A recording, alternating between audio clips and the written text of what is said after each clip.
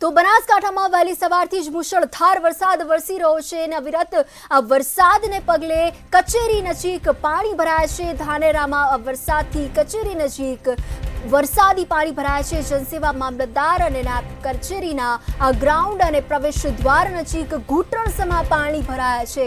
દર વર્ષે આ પાણી ભરાવાની સમસ્યા છે, છતાં પણ જાણે તંત્ર નિંદ્રાધીન અવસ્થામાં હોય તેવું લાગી રહ્યું છે। આ પાણી ઓસરવાનું નામ નથી લઈ રહ્યા। આ પાણી ભરાવાની સમસ્યાઓ આની નહીં, અગાઉ વર્ષોની પણ છે। જનસેવા મામલતદાર નાયબ કલેક્ટરની કચેરી નજીક અનેક વિસ્તારોમાં આ પાણી ભરાવાની સમસ્યા રહેતી હોય છે, જેને લઈને આ તંત્ર દ્વારા આ સમસ્યાનું નિરાકરણ આવે તેવી પણ લોકો દ્વારા ભારે માંગણી ઉઠી છે।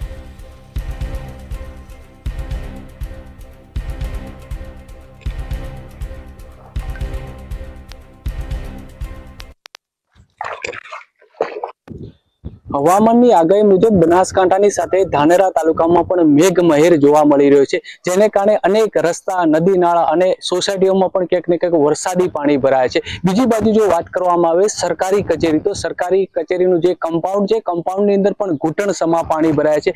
સીધા દ્રશ્ય બતાવી જનસેવા કેન્દ્ર, મામલતદાર કચેરી અને પ્રાંત અધિકારીની જે કચેરી છે, કચેરીના મુખ્ય જે પ્રવેશ દ્વાર છે, પ્રવેશ દ્વારમાં ઘૂંટણસમા પાણી ભરાય છે। અહીંયા આજે તો રવિવાર છે, એટલે ક્યાંક ને ક્યાંક જે અરજદારો છે એમની અવર જવર ઓછી છે। બાકી જો ચાલુ દિવસ હોત તો ક્યાંક ને ક્યાંક જે અરજદારો છે, અરજદારને પણ જબરદસ્ત રીતે મુશ્કેલી પડે। આજે એક દિવસની નથી, દર વર્ષે ચોમાસાની અંદર આજે સરકારી કચેરી છે, કચેરીની અંદર ઘૂંટણસમા પાણી ભરાતા હોય છે। ત્યારે અહીંયા સવાલ એ પણ ઉભા થઈ રહ્યા છે કે જો સરકારી કચેરી આગળ જો આટલું પાણી ભરાતું હોય તો શહેરની પરિસ્થિતિ શું હશે?